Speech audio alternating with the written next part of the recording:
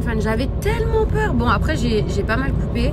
Là, je suis pas du tout maquillée. Donc, je vais me maquiller là d'ici peu. Je pense que maquiller, ça fera plus joli. Mais j'avais trop envie de faire cette coupe. Alors, la référence, c'est pas une référence, mais au moment où j'ai regardé Griselda Blanco, j'ai vraiment aimé parce que les années 70, j'aime trop. De toute façon, vous voyez, j'aime bien les pantalons un peu style pas de def et tout. Donc ça, c'est vraiment le genre de coupe que j'aime. Et voilà, et dans la série, ils avaient toujours les cheveux effet papillon. Donc j'ai vraiment kiffé. Le reportage que j'ai regardé sur Netflix, là, parce que vous m'avez envoyé genre peut-être 30 messages à me dire c'est quoi. Je vous jure que j'ai l'habitude de regarder des films d'horreur, des documentaires et tout. Mais quand j'y repense en général le lendemain, c'est que je vous jure que ça m'a marqué. L'histoire, elle est tellement tordue. D'après une histoire vraie. Il me semblerait que le filtre ne capte pas mon visage avec les lunettes, donc je vais retirer, voilà.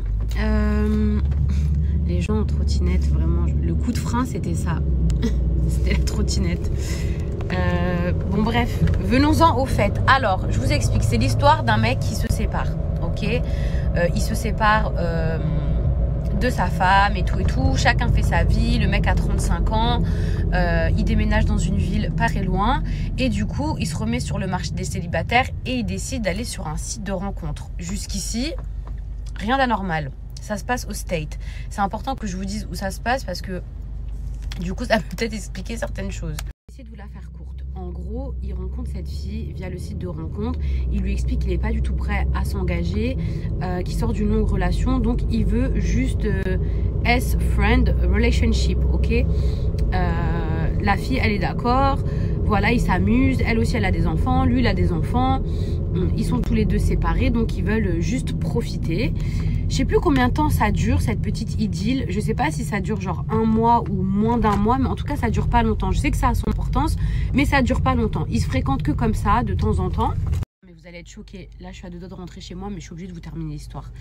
Bref, ils se fréquentent avec cette fille et tout. Il n'y a pas d'engagement, ils se plaisent. Bon, bref.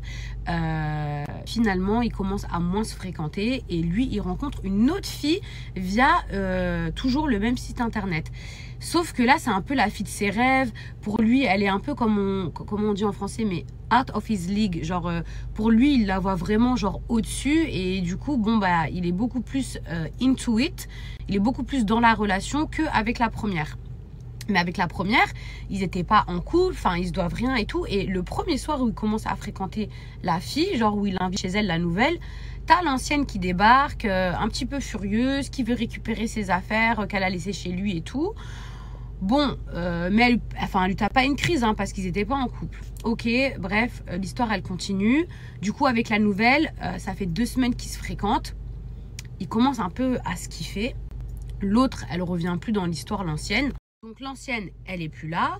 La nouvelle, elle est dans sa vie. Pour l'instant, il n'y a pas d'engagement. Juste, voilà, il flirte, il s'aime bien et tout. Mais en tout cas, il accroche plus qu'avec la première. Et un matin, il part au boulot. Et il commence à recevoir un message donc, de sa nouvelle, de nouveau crush. Parce qu'on peut pas dire que c'est sa nouvelle meuf. Et elle lui dit, ouais, est-ce que tu veux habiter avec moi? Lui, il est surpris en mode, oh, je croyais que c'était juste comme ça, nous deux.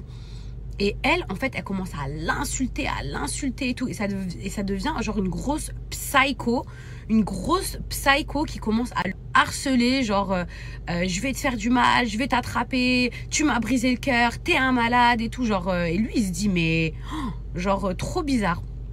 Trop bizarre. Et ça, dites-vous que ça dure pendant quasiment 2 voire 3 ans. La meuf, une psycho, elle le suit, elle le lâche pas. Elle commence à harceler aussi la première, donc l'ex qui fréquentait au début. Elle commence aussi à harceler la mère de ses enfants, donc celle dont on n'a même pas parlé. Mais le problème dans cette histoire, c'est que cette personne, donc la dernière là, la nouvelle qui le harcèle, et ben en fait, elle est introuvable. Personne la trouve. On sait que c'est elle, hein, mais enfin, on croit que c'est elle. Personne la trouve. personne ne l'a revu. Et c'est là où l'histoire, je vous le jure, c'est un scénario, c'est un truc de psycho. Et regardez ce reportage et vous allez être choqués. Bon, mes amours, je suis rentrée à la maison. Je me suis posée un petit peu avec mon fils. Hop. Au secours. J'aime beaucoup trop ma coupe de cheveux. Donc, c'est parti. Hop. Je vais commencer à me préparer. Non, mais le reportage, c'était vraiment un truc de fou. Je vous jure que ça m'a vraiment marqué, ce documentaire. Surtout que, enfin, ça a pris une tournure, mais vraiment tellement différente. J'en profite pour enlever mes peaux. S'il y a bien un truc que je déteste, mais vraiment que je déteste, c'est quand il y a les repousses et qu'il y a les petites peaux autour des ongles. Je trouve ça vraiment dégueulasse. Et du coup, ça fait 3 jours que j'étais obsesse with it. Pourtant, j'étais au salon. Mais au salon, franchement, je me suis vraiment concentrée sur mes cheveux. Donc, voilà, là, il est 19h25. Je suis rentrée il y a à peu près 2h30. J'entends Mani. Je suis restée un peu avec mon fils. J'ai un peu profité. Là, du coup, je vais me préparer. Je vais faire mon petit make-up. Tac. Et je vois qu'en fait, le reportage, il vient de sortir. Donc, c'est pour ça que la plupart d'entre nous, d'entre vous, vous ne l'avez pas vu. Mais je vous jure, ce reportage, j'y pense encore parce que dites-vous que c'est inspiré de faits réels. Non, mesdames, je ne sais pas si vous vous souvenez, mais j'avais une gamme que j'utilisais assez souvent à la rose qui sont vraiment trop bons. C'est la gamme Lutèce. Donc, je pense que vous avez déjà entendu parler parce que c'est une gamme qui est hyper connue. Et du coup, j'ai pris les classiques, mais également toutes les nouveautés. Donc, en fait, c'est quoi ? C'est une gamme cosmétique, donc une gamme avec une crème pour le corps, également des produits intimes. J'ai mon mari à côté qui éternue. En gros, ils ont un large choix de produits cosmétiques. Donc, ils ont un gros pot pour le corps et ça sent juste trop bon. Ça laisse une odeur de rose. Donc, si vous aimez tout ce qui est genre rose, un peu oud, etc. Enfin, ça, c'est vraiment le parfum. Oh là là, cette crème, dinguerie. Ça sent la rose du Damas, ça sent trop bon. Mais ils n'ont pas que un baume pour le corps. Hein. Ils ont aussi donc toute une déclinaison de produits. Donc ils ont un gel douche, donc un gel de toilette intime, pareil à la rose, qui sont super bons, qui est aussi apaisant. Ils ont un gel moussant pour la douche, pour le corps, histoire que par exemple la crème de votre corps, bah, elle sent pareil que le gel douche. Donc ça n'a rien à voir avec l'intimité, c'est vraiment un gel douche, mais c'est pour pas faire la panoplie. Ici, on a un spray intime et ici, on a un baume intime qui sent mais trop bon. Donc regardez au niveau de la texture. Dinguerie. Mon petit mari à côté qui écoute là. Voilà, un petit spray, petit baume intime qui sent vraiment trop bon. Les filles, on va pas se mentir, c'est quand même un must-have de toujours sentir bon. Enfin, en tout cas, de se sentir bien quand ça sent bon. Là, vous allez vous dire, non mais Mila, tu ne proposes rien de nouveau. On connaît déjà les parfums intimes, etc. Là, déjà, c'est pas des parfums.